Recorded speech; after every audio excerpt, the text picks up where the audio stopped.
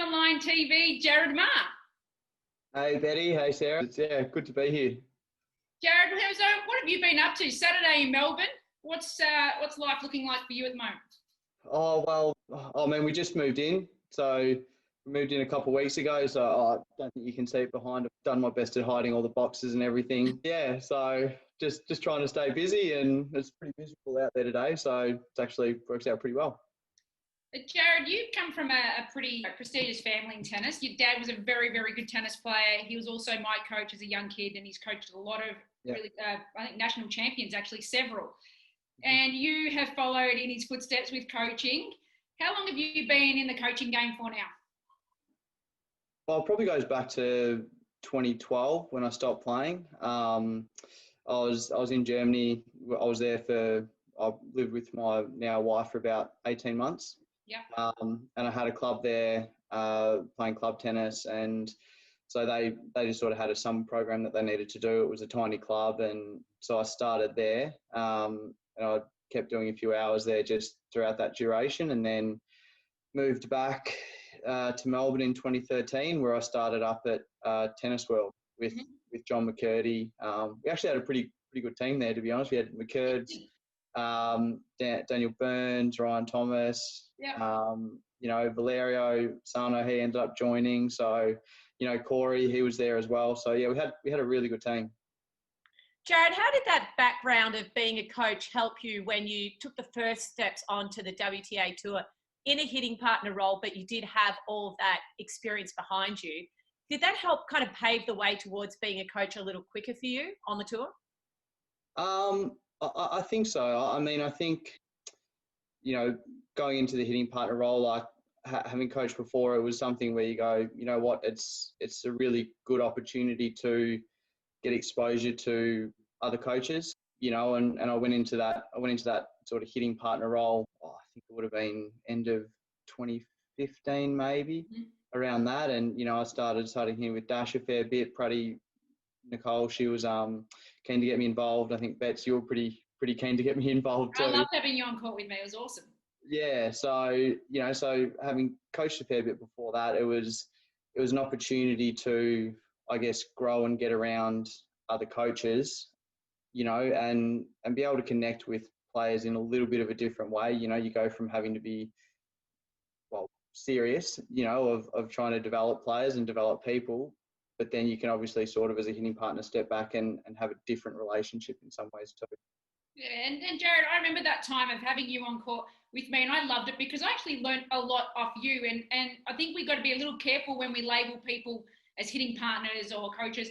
I think it's a great way of actually doing your apprenticeship and then moving into more of a high-performance coaching role. And I know for times, you actually said, hey, Bets, maybe just try this. This could really work. Have you found any of that stigma related to being a hitting partner into coaching? How did you navigate that? Was it frustrating at times, maybe wearing that brand initially and then moving into coaching?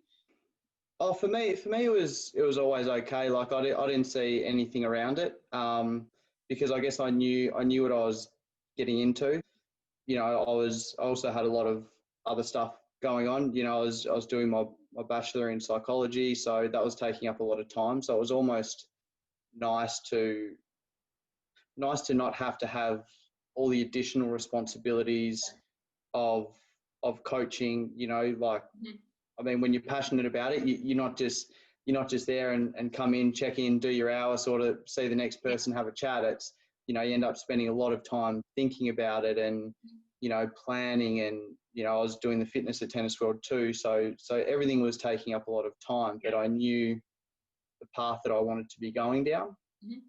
So yeah, I didn't really have a problem with, if there was a stigma between hitting partner and coach, because I knew the path that I was on and I knew the path that I wanted to go down. So for me, it was a really positive step in getting exposure in a different light.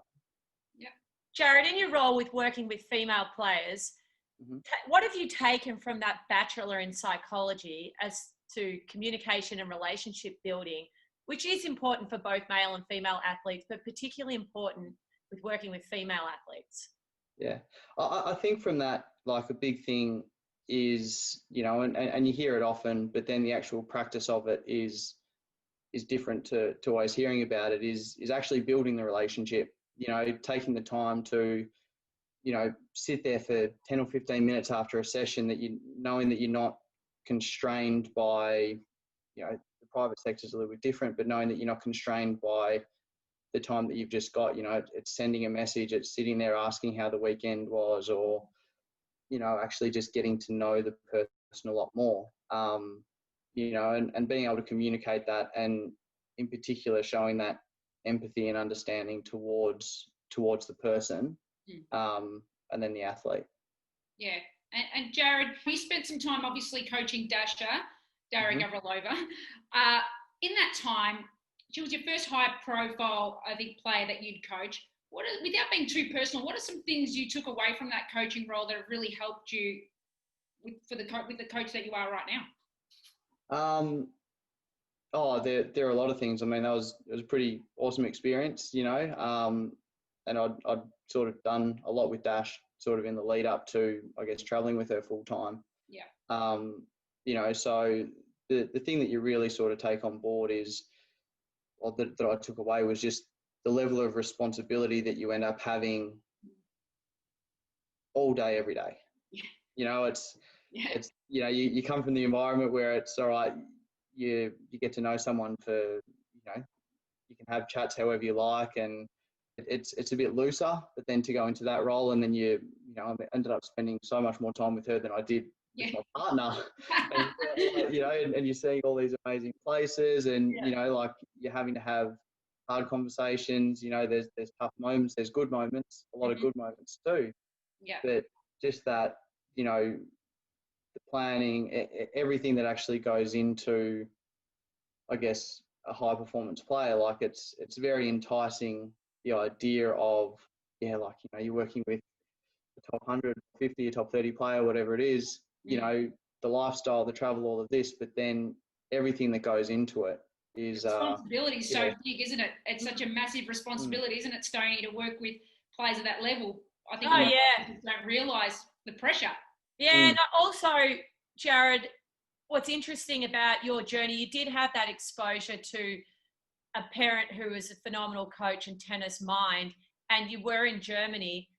But one of the things that coaches lack here in Australia, in our far, far away, beautiful country, is exposure to all sorts of different thought leaders and coaches around the world. How did that change things for you, from going from being in Australia, some experience outside, to all of a sudden having this whole world that helped you expand as a coach?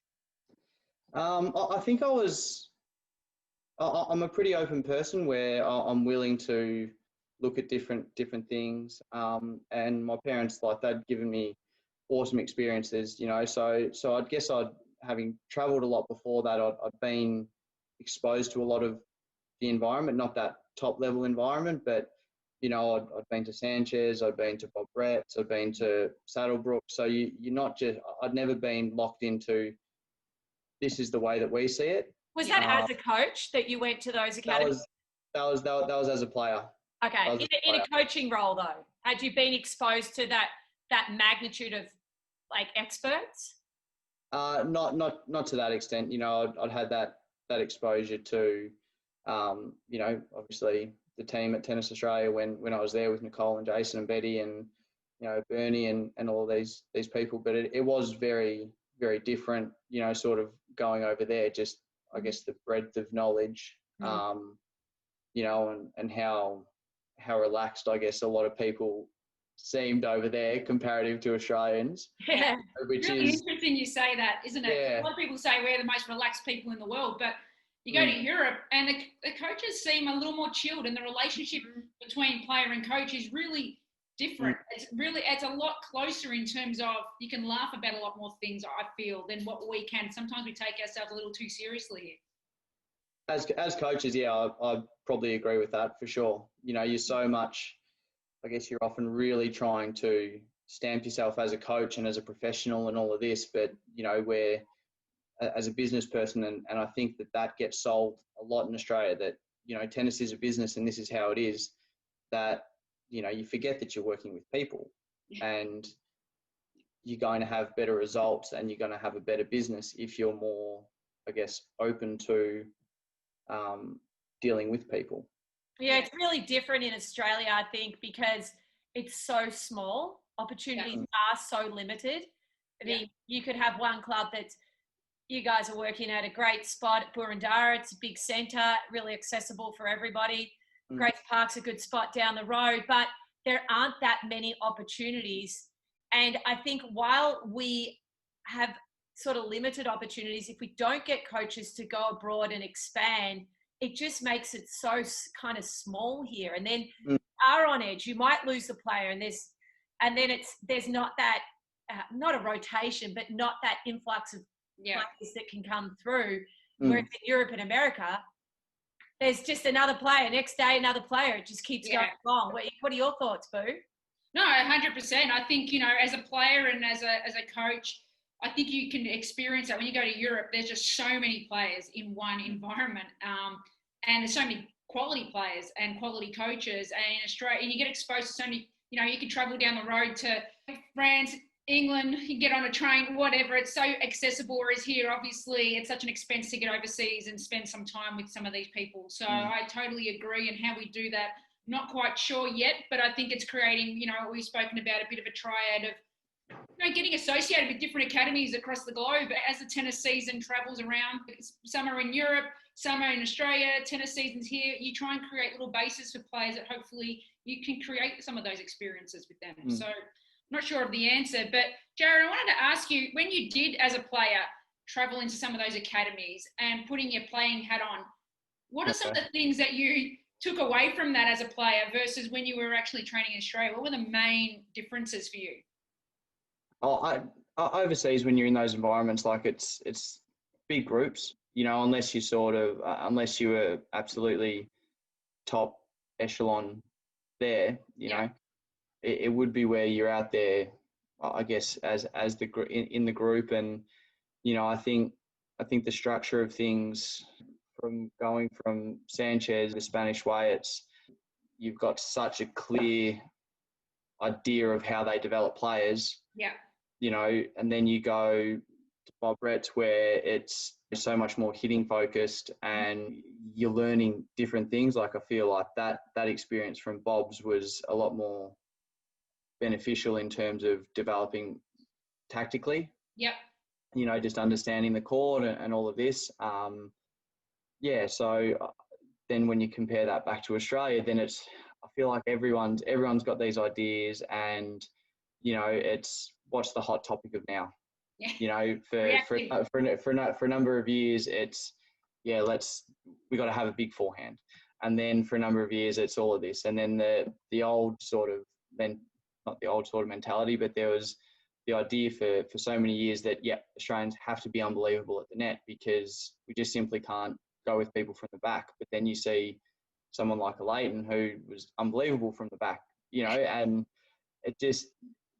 I feel like that can get lost in Australia. And, you know, when you look at, you know, I was really fortunate being exposed to a lot of really good coaches here. Obviously, my dad, McCurds, you know, some Bartoni, Brad Guan. So I was exposed to a lot of really good coaches where, looking back and reflecting on that now, you know, especially when I started coaching, I'm like, they don't do anything unbelievable.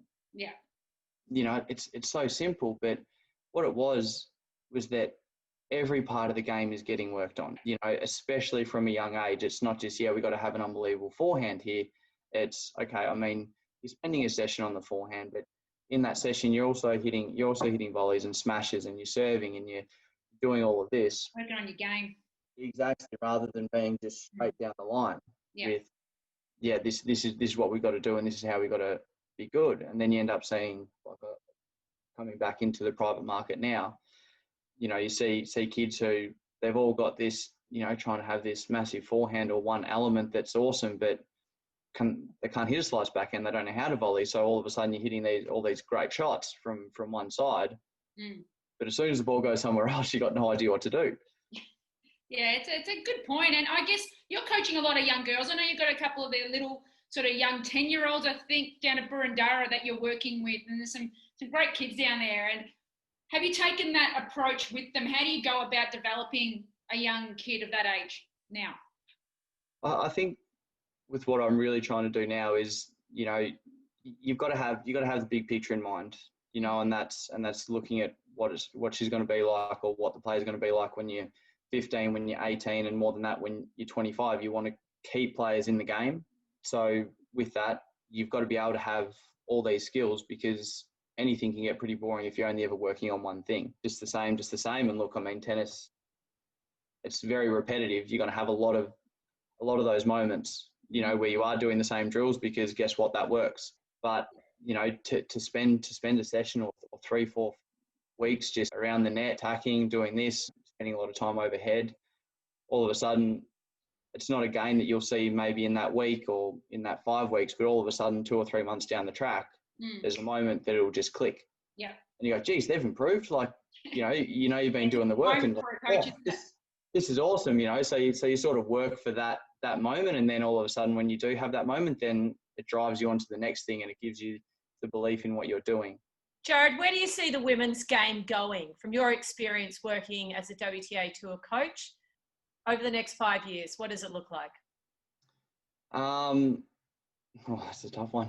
We got him, Stoney. Great card there. That's what I'm here to chime in with, a few pearlers. Everyone like theorizes on, all right, where's the game going to be going? Where is it now? And, I think it probably is heading down that path of, a lot more, I guess, all-round game. I feel as though a number of years ago, girls could get away with having weaknesses. But these days you sort of go, like, whether it's the coaching, whether it's just the player in general, but girls are being able to be exposed a lot more in certain areas, and so, I mean, you don't have to have everything as a strength. You got to obviously coach to the strengths and all of this, but the development from a young age to be able to actually have the ability to, to be able to play the drop shot and expose someone's movement, to have the ability to flip the ball up and get it out of someone's zone rather than just playing always fast through them, and to be able to work the angles. I think that's something that you're really starting to see, I guess, from the best players in the world. I mean, Ash is exceptional at it. Simona, I mean, you can see what she can do with the ball. It's not just linear. It's not just through the court. It's being creative. If you look at the French Open, it was an interesting stat of how many drop shots were actually played successfully, and due to obviously the conditions being a little heavier, it was just great to see some variety. Hopefully they will see a little bit more of that creativity. Jarryd, I've been asking a few of the coaches this question, and I was quite interested in your answer in this, is what do you require to continue to grow as a coach for you further down the track? I think you just need to be open to experiences. There's having all the workshops and the conferences. I think they're great, especially in Australia, where you don't get the exposure of the world, basically. So those conferences become really important. But at the same time, I think for coaches they need to be prepared to invest in themselves. And that may mean that, you do go overseas and join an academy for, like you got 2 or 3 weeks. People can reach out and go, look, I just want to come and monitor. Mm-hmm. Yeah. Just see how things are done, because, I mean, Australians, they're, as Sarah said before, you sort of get stuck in the bubble that is Australia. Young juniors, parents are watching this. What does it mean to be a great competitor? What should parents be looking for in their kids as to, is this really worth the long, tough journey with a lot of investment? There's some key things we see about that competitive spirit. What does it look like? I think it's you see it when kids are down. I think you live in a day and age when, you want everything now. You're on a video game. You start losing. You flick the switch, restart. All right, I'll try again. So I think it's the ability to persevere. Through those harder matches. You have to understand that. All right, I mean, you can lose more points but win a match. So exactly. It's so the fact that you're never actually out of a tennis match, if you're seeing kids roll over, I think that's a really poor sign. Often you'll see or hear kids talk one way but then the action's just completely different. Yeah. You know, so what are they actually doing off the court? You know, if a coach tells them, right, you need to be here, you know, or parent or whoever it is, you need to be here 20 minutes early to be making sure you get a warm up. Like, how many are doing that? How many are staying back and stretching, whether it's immediately after the session or at home? Yeah, Jarryd, I'm a big believer. I don't know. Look, people might disagree with me on this, and that's okay. This is why we're talking about it. But I do believe you need a parent that plays the good cop and kind of at times the bad cop. You know, like, I think you've got to have someone who can keep encouraging you when you're young, because I think if we leave the decisions up to the kids, some of them might just sit on their butts playing games all day if you don't kind of start planting those little seeds and create an environment where, hey, you've told me you want to play the game. That's great. You're showing a passion for it, but you've also got to work towards that. And I think, you know, some parents tend to tolerate bad behaviour, or the fact that they blame, the kids blame, I lost because of this. I lost because I didn't have a lesson. I lost because my strings were too loose. You know, it's the blame, that victim. And sometimes parents fall into that trap where they want their kids to be, you know, happy and kind of go, oh, well, I'll speak to your coach about that. When, you know, you didn't actually do the work that was prescribed, or, you know, you've said you're going to go out and do this many practices and they don't do it. So it's a really tough one, but I'm a true believer in the fact that you need a parent that can allow, you know, can kind of encourage the kid to, you know, come on, it's time to, we've got tennis practice, you know, let's get out there. Let's just encourage them to do it. I mean, what do you think, Stony? I agree with you. And Jarryd also had a dad who was a coach like I did. Yeah.